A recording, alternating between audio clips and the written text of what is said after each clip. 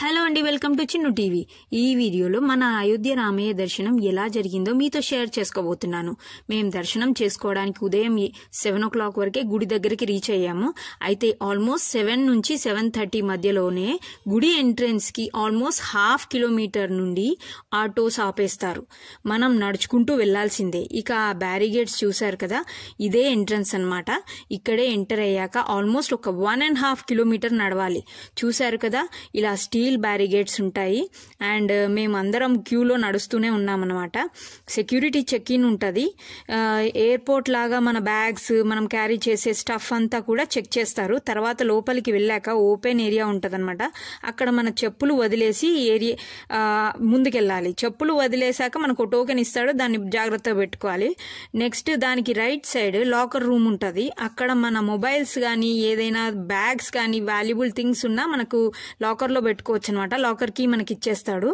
ఇక అక్కడ పెట్టాక మీకు లాకర్ రూమ్ చూపించాను చూడండి. అక్కడే ఇదే లాకర్ రూమ్ అనమాట.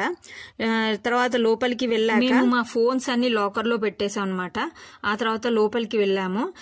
ఎటువంటి స్టఫ్ కూడా లోపలికి అలౌ చేయరు అస్సలు. మళ్ళీ మేము క్యూలో జాయిన్ అయ్యామన్నమాట. ఆల్మోస్ట్ 1 కిలోమీటర్ నడవాలి. మధ్యలో మళ్ళీ సెక్యూరిటీ చెక్ ఇన్ ఉంటుంది. లేడీస్ కి సపరేట్ గా, జెంట్స్ కి సపరేట్ గా లైన్ తీసుకొని అందరినీ చాలా చాలా జాగ్రత్తగా చెక్ చేస్తున్నారు అనమాట.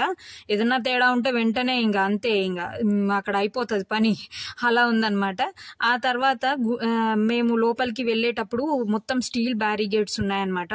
క్యూలో నడవడానికి స్టీల్ బ్యారిగేడ్స్ ఉంటాయి కదా, దానికి అటాచ్డ్ గా ప్రతి బ్యారిగేడ్ కి కూర్చోవడానికి ఒక బెంచ్ లాగా ఏర్పాటు చేశారనమాట. సపోజ్ ఎక్కడైనా బాగా జనం ఒకే చోట ఆగిపోయి ఉంటే పెద్దవాళ్ళకి పిల్లలకి ప్రాబ్లం కాకూడదు అని చెప్పి దానికి బెంచ్ లాగా అరేంజ్ చేశారు. ఎక్కడ వాళ్ళు అక్కడ హాయిగా కూర్చోవచ్చు చాలా సేపు.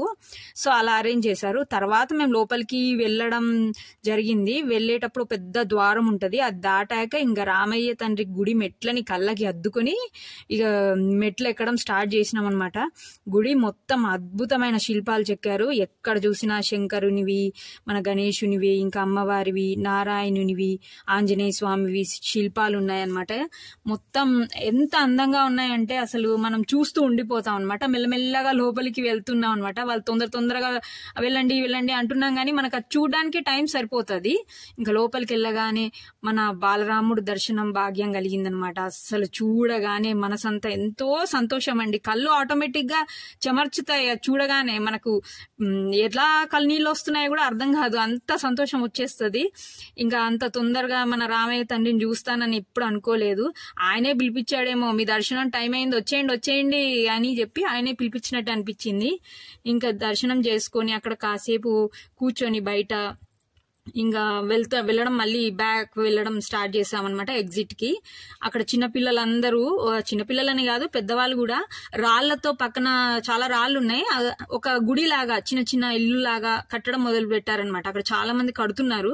ఏంటంటే దాని అర్థం ఏంటంటే రామయ్య తండ్రి గుడికి మనం కూడా ఒక చేస్తున్నామని ఒక నమ్మకం అట. ఇంకా నేను కూడా కట్టాను, మా మమ్మీ డాడీ అందరం కూడా కట్టామన్నమాట. ఇక ఆ తర్వాత మేమందరము బయటికి వచ్చేసాం. ఆ క్యూ వెళ్ళి వెయిటింగ్ హాల్లో కలుస్తుంది అనమాట. అక్కడ అందరు ఫ్రెష్ అవ్వడానికి, కూర్చోవడానికి చైర్స్ ఉన్నాయి, వాష్రూమ్స్ ఉన్నాయి, వాటర్ ఫెసిలిటీ ఉంది. ఇదంతా అయ్యాక ఒక 5 minutes కూర్చొని ఆ తర్వాత మా ఫోన్స్ కలెక్ట్ చేసుకోవడానికి మళ్ళీ వెళ్ళామన్నమాట. అక్కడ కలెక్ట్ చేసుకోవడానికి ఏంటంటే మనం ఎక్కడైతే సబ్మిట్ చేసామో చెప్పులైనా సరే ఫోన్స్ అయినా సరే దాని వెనక భాగం నుండి వెళ్ళి మనం కలెక్ట్ చేసుకోవాలి. ముందు భాగానికి వెళ్తే ఇవ్వరు, వెనక భాగం నుండే ఇస్తారనమాట. సో అక్కడికి వెళ్ళి మా ఫోన్స్ తీసుకున్నాము. తర్వాత మళ్ళీ ఎగ్జిట్ వైపు వెళ్తూ ఉంటే అక్కడ చాలా వర్క్, కన్స్ట్రక్షన్ వర్క్ అనేది జరుగుతుంది. ఇంకా అసలు గుడి ఇంకా చాలా వర్క్ పెండింగ్ ఉంది. అది మెల్లమెల్లగా జరుగుతుంది అనమాట. ఇంకా అంతా జరిగితే మాత్రం ఎక్స్ట్రాడినరీ, చాలా చాలా బాగుంటది. ఏదైతే ఏంది మొత్తానికి మా అయోధ్య రామయ్య దర్శనం అయితే చాలా చాలా బాగా జరిగింది. ఇవ్వండి మా రామయ్య తండ్రి విశేషాలు. మీకు ఈ వీడియో నచ్చితే తప్పకుండా సబ్స్క్రైబ్ చేసుకోండి.